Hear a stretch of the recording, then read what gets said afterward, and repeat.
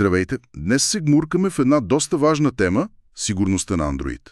Заплахите, те постоянно се развиват. Определено. От класическите, да кажем, вируси до едни доста плашещи AI измами. Чували сме за deepfake, фишинг и подобни. Да, точно. Имаме пред нас различни материали, новини за най-новите атаки, експертни ръководства, дори лични бележки как да си направим данните непристъпни. Да, целта ни е да извадим най-важното, практичното. Точно така. Какво можем да направим реално? Ще видим как новите рискове, тези свързани с изкуствен интелект, примерно, генериране на фалшиви ключове, клониране на глас, как те всъщност надграждат стари техники. Като фишинг, събиране на данни, искаме да разберем какво наистина работи днес като защита. Добре, да започнем с тези нови заплахи. Четохме в новините за случаи, потресаващи. Гласът на актриса, клониран без разрешение. Ужасно. Или пък финансов служител, измамен с $25 милиона, чрез deepfake видеоконференция.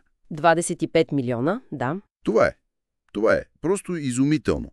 Показва колко реална и убедителна може да бъде тази технология. Действително, това е ключовото. AI не просто автоматизира старите измами, а ги прави персонални. И убедителни. В огромен мащаб. Да, това е разликата. Deepfake видео или глас може да заобиколи нашата интуиция по начин, по който един имейл, да речем, не може. Но основата, смисъл, пак си остава събирането на лична информация. Социалното инженерство. Разбира се.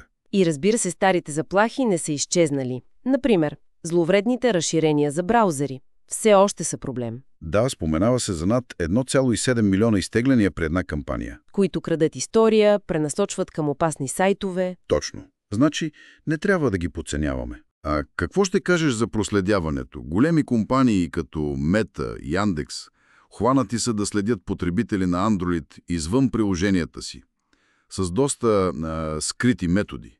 Точно такова. Описани са техники, при които приложение тайно отваря, един вид комуникационен канал на устройството. И докладва активността. Да, докладва активността на сървъри, докато сърфираш. И тези данни после могат да се ползват за какво ли не. Включително и за по-добре насочени атаки, дори с AI. Добре, ясно. Заплахите са сериозни, разнообразни. Логичният въпрос – как да се предпазим ефективно на нашите си устройства? Всички тези съвети звучат добре. Ама не става ли прекалено сложно за обикновения потребител да следи всичко? Разбирам притеснението, да. Не е нужно всеки да става експерт по киберсигурност, разбира се. По-важно е да изградим добри навици. Добре. Около основните неща. Първо, паролите.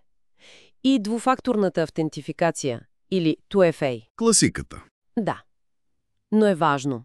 Трябва да се ползва реномиран мениджър на пароли, който генерира дълги пароли, поне 12 символа, и уникални за всеки акаунт. Уникални, това е ключово. Абсолютно. 2FA, чрез приложенията като Authy или Google Authenticator, това добавя един критичен слой защита. Просто е задължително днес. Добре, следва контролът на разрешенията за приложенията.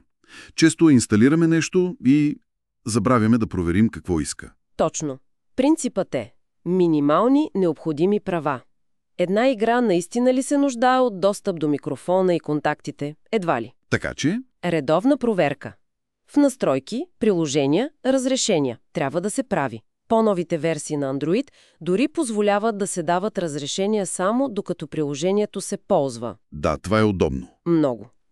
Третия важен стълб – актуализациите. Често ги отлагаме, знам. Досадно е понякога. Поне веднъж месечно. Те затворят дупки в сигурността. Тези, които хакерите търсят. Включително тези Zero Day уязвимости, нали? Точно така. Пропуски, които атакуващите откриват преди разработчиците. И новите версии на Android, като споменати Android 16, постоянно добавят подобрения. Като предупреждения за опасни мрежи, например. И накрая сърфирането. VPN, блокери на реклами. VPN е особено важен при обществен Wi-Fi. Там данните са по-уязвими. Да, кафенета, летища. Навсякъде. А блокерите на реклами, те не само махат досадните банери, често блокират и скриптове за проследяване И зловреден софтуер, скрит в реклами. Значи двойна полза. Определено. И разбира се, основното си остава бдителността. Да не се клика безразборно на линкове, особено в имейли или съобщения. Да, здравия разум. Ига надежден антивирусен софтуер, който работи в реално време, също е препоръчителен. Като още един слой защита. Видяхме в един от текстовете пример за човек с, изключително високи мерки. Множество имейли, VPN почти постоянно, чести сканирания. Реалистично ли е това? Това е пример за максимално ниво, да, и илюстрира добре принципа на слоястата защита. Смисъл изграждане на няколко нива на сигурност. Не всеки има нужда от чак такова ниво, разбира се. По-важно е основните мерки, силни пароли, 2FA, актуализации, контрол на разрешенията, те да се прилагат последователно. И постоянство. Да. И да не забравяме, най-добрата технология не може да помогне, ако ние сами кликнем на грешния линк или споделим твърде много информация. Човешкият фактор. Значи, успешната защита е комбинация от правилните инструменти, настройките, но най-вече нашата собствена информираност и бдителност. Редовните проверки и актуализации са основата. Точно така. И за финал един въпрос за размисъл. То някак проистича от всичко, което видяхме. Да. Виждаме, че AI става по-убедителен в измамите, когато има повече лична информация за нас. Нали? Логично. В същото време, компаниите събират все повече данни, а AI се интегрира все по-дълбоко в ежедневието ни. Асистенти в браузъра, чат-ботове. Да, навсякъде. Та, въпросът е: как ще намерим баланса между удобството, което тези технологии предлагат, и риска от манипулация, загубата на контрол над личната ни сфера? Това е предизвикателство, което тепърва ще става все по-осезаемо.